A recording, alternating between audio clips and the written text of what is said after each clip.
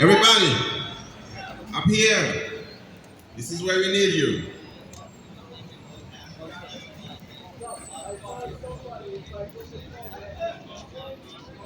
Come on up.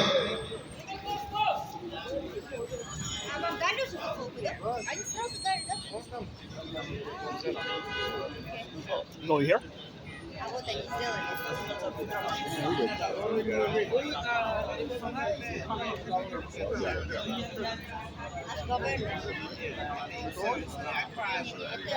Come on this side. Yeah. Right here is good. Thanks for coming, everybody. Thanks for coming. This is really great, and everybody here knows and understand why we are here today, because there is a congestion pricing proposal that they put forth, and some of those charges can range up to $23 a day. And we believe that's totally unfair, not right, and we need to push back. And here's why we have to push back. But IDG, we are not against congestion pricing altogether. And we'll talk more about that once the event starts. I just want to give you kind of a sneak peek of the reason why we're here, even though most of you guys get a sense of what it is. Thanks for coming. But we are not against congestion pricing. We are not. In fact, we are the only group that has been paying congestion pricing since 2019. And every single year, the MPA collect around $400 million from our efforts, okay? And to date, they don't pass $1 billion. They collected over $1 billion. That could have gone in our pockets. We need that $1 billion. But yet, we collected it and handed it out to MPA, which is fine. We are fine with that. No complaints since 2019. No protests, no rallies, no pushback. We were just fine with congestion pricing. And these guys figure, well, let's push them a little bit harder by proposing an additional tax on us. That can go up to $23 every time you hit the Central Business District, 60th Street and below. Look, us drivers, we cannot afford that. Because if you drive full time and at least go into the, CBD once a day, it can amount up to $7,000 a year that you're gonna be paying. And I wanna make something very clear. We are all used to tolls. All the drivers out here. When you have a rider, you go through a toll. Who pays? That's the rider, correct? That cost is passed on to the rider. And I spoke to a lot of drivers that believe, hey, why do we need to protest? Because it's just gonna be passed on to the rider. I was like, no. Totally different. Because you are charged, think about it, up to $23 a day. Now, if you enter the business district 2-3 times with a rider, which rider gonna pay that $23? Which one? The first one? The second one? The third one? You don't know. And that's not our police business either. So therefore, it's just gonna be passed on to the driver. Okay? So we are on the hook for that $23. And that's totally unfair. IDG's position is, one, exempt us. It's that simple. Yes. Because we've been paying. We've been paying for years. How about you go tax the people that never pay? Since 2019, there are other drivers that been enjoying coming in and out of the CBD. never understanding they were even. A lot of people think this is new. Like, hey, what's up with this congestion pricing? Like, no, this is very old. We are used to it. Now they need to go tax those guys.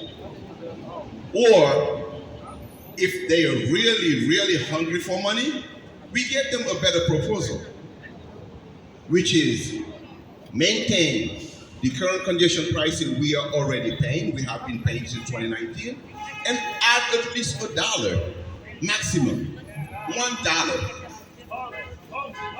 And that can be easily passed on to the rider. So instead of $275, we're gonna be paying $375, and that's fair, right? I think that sounds much, much better. Yes. So guys, today, and ever since this congestion pricing conversation started, we started a petition.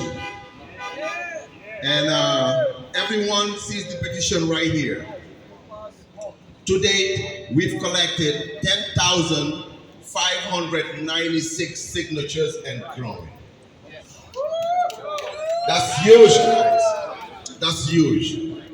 And we want to deliver this to the governor today, because she needs to be aware of how this proposal is impacting drivers. Now the question is no longer, if congestion pricing passes. No, we don't. We passed that.